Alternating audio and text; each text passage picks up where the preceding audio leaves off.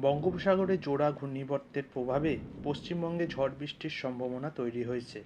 দক্ষিণবঙ্গে ইতিমধ্যেই বিক্ষিপ্ত বৃষ্টি শুরু হলেও তাপমাত্রা তেমন কমছে না। তবে আজ শুক্রবার থেকে দক্ষিণবঙ্গ এবং উত্তরবঙ্গে বৃষ্টির পরিমাণ বাড়তে চলেছে। আজ দক্ষিণবঙ্গের উত্তর ও দক্ষিণ চব্বিশ পরগনা, পূর্ব ও পশ্চিম মেদিনীপুর, নদিয়া, পুরুলিয়া, বাঁকুড়া এবং ঝাড়গ্রামে হালকা থেকে মাঝারি বৃষ্টিপাতের সম্ভাবনা রয়েছে। কাল শনিবার এই তালিকায় যুক্ত হতে পারে হাওড়া, কলকাতা, হুগলি এছাড়াও আরও বেশ কিছু জেলা। দক্ষিণবঙ্গের সব জেলায় হলুদ সতর্কতা জারি করেছে আবহাওয়া দপ্তর।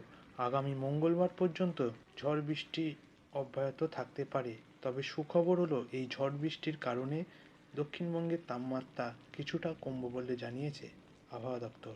এছাড়া দক্ষিণ পূর্ব বঙ্গোপসাগরে একটি ঘূর্ণাবর্ত আগামী 48 ঘন্টায় নিম্নচাপে পরিণত হতে পারে। এর ফলে বৃষ্টিপাত আরও বাড়বে বলে জানা গেছে। বিশেষ করে দক্ষিণ চব্বিশ পরগনা উপকূলীয়বর্তী বাংলাদেশের বেশ কিছু জায়গায় 60 থেকে 70 কিলোমিটার ভেতরে মাঝে মাঝেই ঝোড়ো হাওয়া বইতে পারে, তার সঙ্গে বৃষ্টিরও সম্ভাবনা থাকছে। তবে মৌসুমি বায়ু এখনই দক্ষিণবঙ্গে আসছে না।